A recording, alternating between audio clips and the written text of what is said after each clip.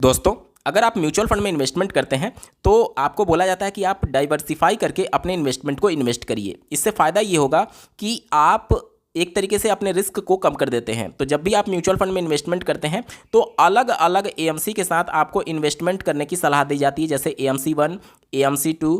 यानी एएमसी मतलब कि वो म्यूचुअल फंड कंपनी जो कि आपके फंड को मैनेज करेगी। अब यहाँ पर अगर आप अलग अलग एएमसी के साथ हैं, जैसे कि 3 म्यूचुअल फंड में आपने अलग अलग एएमसी से इन्वेस्टमेंट किया, तो नो डाउट तीनों में आपका अलग अलग फोलियो होगा। ये फोलियो 1 हो गया, ये इस एएमसी के साथ जो होगा वो फोलियो 2 हो गया, और इस एएमसी के साथ जो होगा वो फोलियो 3 हो गया। ये तो बिल्कुल सही है और ऐसे ही होता है। लेकिन अगर आपने एक एएमसी के साथ, मान लीजिए एएमसी 1 के साथ आपने अलग अलग म्यूचुअल फंड में इन्वेस्टमेंट किया है, तो उस कंडीशन में भी देखा गया है कि कई बार आपके मल्टीपल फोलियो जनरेट हो जाते हैं। अब यहाँ पर कोई ऐसा नियम तो नहीं है कि अलग अलग एक एएमसी के साथ आप एक ही फोलियो रख सकते हैं, आप मल्टीपल फोलियो रख सकते हैं, इसमें कोई प्रॉब्लम नहीं है।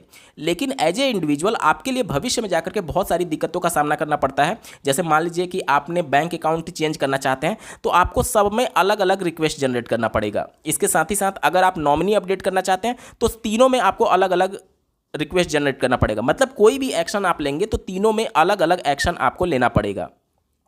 अब यहां पर एज ए रिटेल इन्वेस्टर हमारे पास विकल्प है कि हम इन तीनों फोलियो को एक साथ मर्ज कर सकते हैं।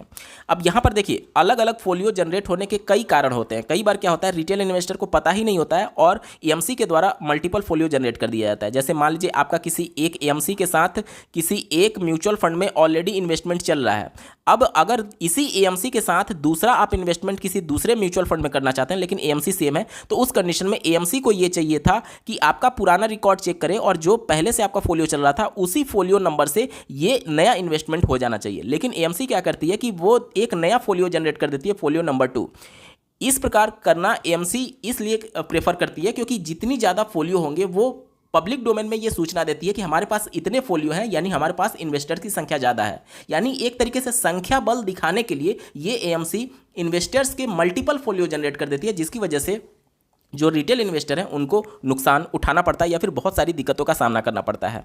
अब यहाँ पर आपके भी गलती की वजह से एज ए रिटेल इन्वेस्टर अगर आपने गलती की है तो उसकी वजह से भी मल्टीपल फोलियो जनरेट हो जाता है। जैसे मान लीजिए आप ग्रो एप्लीकेशन का यूज कर रहे हैं और आज के डेट में, मान लीजिए आज 1 तारीख है, आज के डेट में अगर आप किसी एक एएमसी के किसी म्यूचुअल फंड में आपने इन्वेस्टमेंट कर दिया, ठीक है, इन्वेस्टमेंट कर दिया, और अभी ये इन्वेस्टमेंट सर्व होने में कम से कम 3 से 4 दिन का समय लगेगा। उससे पहले ही जो आपने ये एसआईपी स्टार्ट किया था, इस एसआईपी में आप एडिट करना चाहते हैं, यानी कि आप या तो डेट चेंज करना चाहते हैं या तो अमाउंट चेंज करना चाहते हैं। मतलब कि ये जो पहले एसआईपी आपने स्टार्ट किया था, इस एसआईपी में अभी फोलियो जनरेट नहीं हुआ है और इसी के बीच में आपने एसआईपी में कुछ भी चेंज करने के लिए अगर रिक्वेस्ट सबमिट कर दिया तो ये अलग फोलियो जनरेट हो जाएगा और ये अलग फोलियो जनरेट हो जाएगा, जबकि दोनों एक ही होना चाहिए था।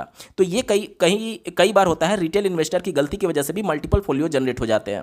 तो अगर आपके द्वारा इस प्रकार की गलती की वजह से मल्टीपल फोलियो जनरेट हुए या फिर एएमसी के बिहाफ पर अगर 2-3 मल्टीपल फोलियो जनरेट हो चुके हैं तो उन सबको कैसे एक फोलियो में कन्वर्ट करना है, इसके रिगार्डिंग इस वीडियो में डिटेल में बात करेंगे। और ये कर लेना चाहिए आपको, क्योंकि भविष्य में बहुत सारा दिक्कत होगा अगर आप इन सबको मर्ज नहीं करते हैं तो, ठीक है। क्योंकि सबको मैनेज करना, सबको एक साथ हैंडल करना बहुत दिक्कत होती है, तो इस वजह से आपको यहाँ पर मर्ज कर लेना चाहिए। कैसे मर्ज करते हैं, चलिए एमएफ सेंट्रल के माध्यम से मैं लाइव प्रूफ आपको दिखाता हूँ। स्क्रीन पर आप देख पा रहे होंगे एमएफ सेंट्रल की ऑफिशियल वेबसाइट पर हम लोग आ चुके हैं।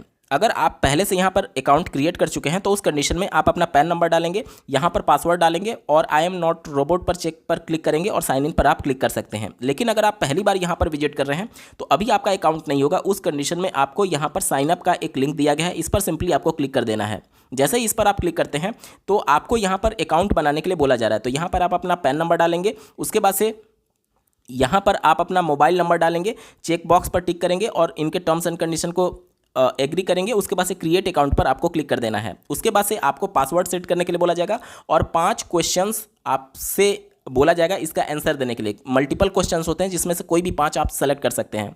उसके बाद से जब भी आप लॉगिन करेंगे तो आपको उस क्वेश्चन के माध्यम से ही वेरीफाई किया जाएगा कि आप जेन्युइन कैंडिडेट हैं अथवा नहीं, ठीक है। तो बहुत आसान है, आप आसानी से साइन अप कर सकते हैं। साइन अप करने के बाद से आपको सिंपली साइन इन पर क्लिक करना है और अपने क्रेडेंशियल से यहाँ पर लॉगिन हो जाना है। अब यहाँ पर चूंकि हमें मल्टीपल फोलियो को मर्ज करना है उसके लिए यहाँ पर देखिए आपको एक सर्विस रिक्वेस्ट जनरेट करना पड़ेगा, सबमिट सर्विस रिक्वेस्ट। या तो आप इस पर क्लिक कर सकते हैं या फिर लेफ्ट साइड में आपको मेनू के ऑप्शन दिख रहे होंगे, इसमें सर्विस रिक्वेस्ट का एक लिंक होता है, वहाँ पर जाकर के आप क्लिक कर सकते हैं। दोनों एक ही चीज़ है, ठीक है। तो जैसे ही सबमिट सर्विस रिक्वेस्ट पर आप क्लिक करते हैं तो एक पॉपअप मैसेज इस प्रकार से जनरेट होगा, इसमें सीधे आपको प्रोसीड पर क्लिक कर देना है। यहाँ पर एमएफ सेंट्रल के द्वारा जितने भी सर्विसेज ऑफर किए जाते हैं आपके स्क्रीन पर आ जाएगा। अब चूंकि हमें मर्ज करना है तो उसको यहाँ पर कंसोलिडेशन ऑफ फोलियो बोला जाता है, यानी मल्टीपल फोलियो को कंसोलिडेट करके आप एक फोलियो में कन्वर्ट करना चाहते हैं, ठीक है। तो सिंपली आपको इस पर क्लिक कर देना है। नेक्स्ट स्टेप पर जब आप जाएंगे तो यहाँ पर देखिए आपसे बोला जा रहा है कि आप अपना म्यूचुअल फंड सेलेक्ट करिए। इसके लिए यहाँ पर एक ड्रॉप डाउन मेनू दिया गया है, और चूंकि आप कंसोलिडेशन या फिर मर्ज जो करेंगे वो एक एएमसी के मल्टीपल फोलियो को आप कर सकते हैं। ऐसा नहीं है कि AMC 1 और AMC 2 अलग अलग में आपका इन्वेस्टमेंट है तो ऐसा नहीं होगा कि आप इन दोनों को मर्ज कर पाएंगे। नहीं, AMC 1 में अगर आपके 1 2 3 फोलियो हैं तो उन सबको आप मर्ज करके एक फोलियो में कन्वर्ट कर सकते हैं, ठीक है। इसको ऐसे समझिए, जैसे मान लीजिए कि ये HDFC म्यूचुअल फंड हो गया, HDFC म्यूचुअल फंड हो गया, और ये मान लीजिए ICICI प्रूडेंशियल म्यूचुअल फंड हो गया। तो इन दोनों को आप आपस में मर्ज नहीं कर सकते, लेकिन HDFC म्यूचुअल फंड का अलग अलग मल्टीपल फोलियो है तो उन सबको मर्ज करके आप एक कर सकते हैं, ठीक है। तो सबसे पहले आपको यहाँ पर AMC सेलेक्ट करना होगा। तो जितने भी आपके इन्वेस्टमेंट होंगे जिस AMC में वो यहाँ पर शो करने लगेगा, और वहाँ पर उस AMC को आपको सेलेक्ट कर लेना है जिसको आप मर्ज करना चाहते हैं। जैसे यहाँ पर देखिए मैं यहाँ पर कोटक म्यूचुअल फंड को मर्ज करना चाहता हूँ, इसके मल्टीपल फोलियो को, तो मैं कोटक म्यूचुअल फंड पर क्लिक कर देता हूँ। अब उस AMC के साथ जितने भी फोलियो होंगे आपकी स्क्रीन पर आ जाएंगे। यहाँ पर इस रिटेल इन्वेस्टर का आप देख पा रहे होंगे 2 फोलियो यहाँ पर जनरेट हुआ है, और दोनों फोलियो को हम लोग मर्ज करने वाले हैं। यहाँ पर आपको विशेष तौर पर ध्यान देना है कि जब भी आप मल्टीपल फोलियो को मर्ज करते हैं तो उसके लिए कुछ शर्त होती है।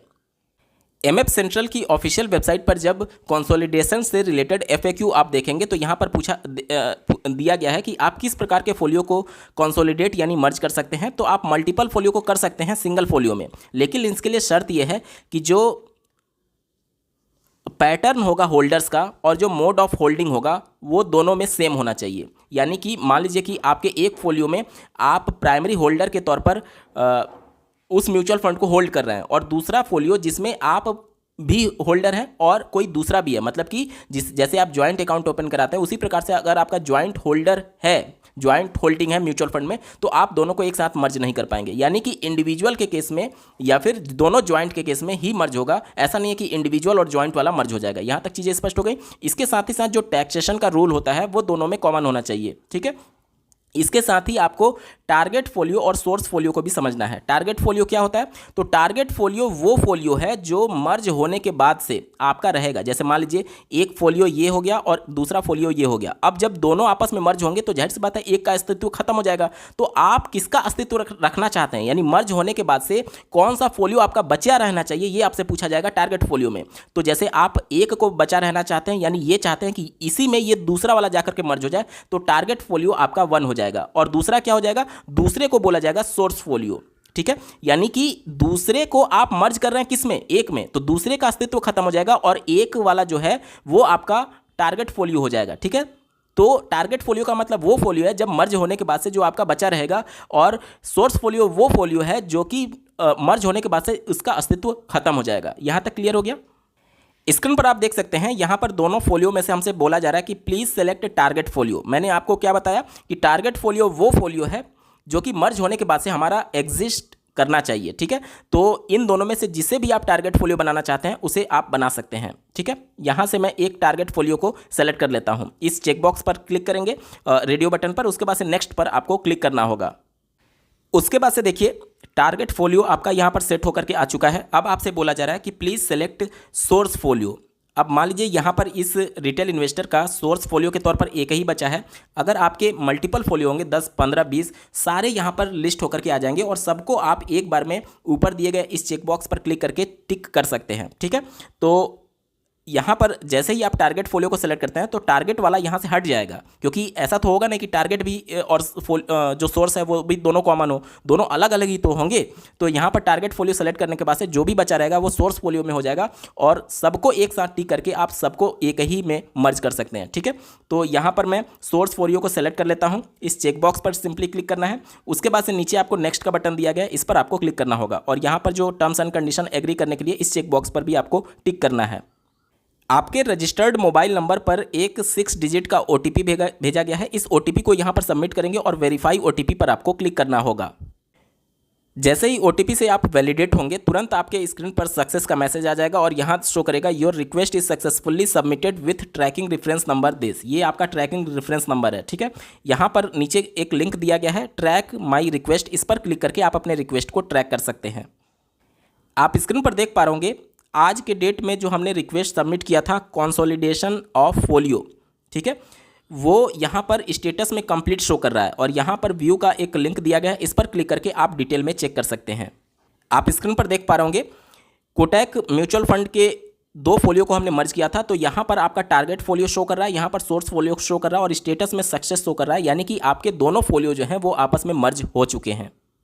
अब यहाँ पर या तो पेज को आप रिफ्रेश कर दीजिए या फिर से लॉगिन करके देखेंगे तुरंत ही MF सेंट्रल पर, तो यहाँ पर देखिए कोटक म्यूचुअल फंड मैंने सेलेक्ट किया हुआ है और यहाँ पर देखिए अब इनका केवल एक ही फोलियो शो कर रहा है। पहले इनका 2 फोलियो था, तुरंत ही ये मर्ज होकर के एक फोलियो में कन्वर्ट हो चुका है। अब आप इस म्यूचुअल फंड से रिलेटेड जितना भी आपका इन्वेस्टमेंट होगा वो एक ही फोलियो में शो करेगा। आपके मन में सवाल आएगा कि मान लीजिए हमारे 2-3 म्यूचुअल फंड में इन्वेस्टमेंट थे इसी फोलियो में, मतलब कि इसी EMC के साथ, तो वो कैसे शो करेगा। देखिए फोलियो एक रहेगा लेकिन उसके अंदर स्कीम्स अलग अलग आपके शो करेंगे। अगर आप रिडीम करने जाएंगे या फिर कुछ नया इन्वेस्टमेंट करना चाहते हैं तो उस पर्टिकुलर जो म्यूचुअल फंड का स्कीम है उस पर क्लिक करके आपको करना होगा। फोलियो तो एक ही रहेगा, उसके अंदर आपके वो स्कीम्स अलग अलग शो करेंगे। ठीक है, उम्मीद करता हूँ आपके सारे डाउट्स क्लियर हो गए होंगे। इस वीडियो को देखने के लिए आपका बहुत बहुत धन्यवाद। भगवान करे आपका दिन शुभ हो।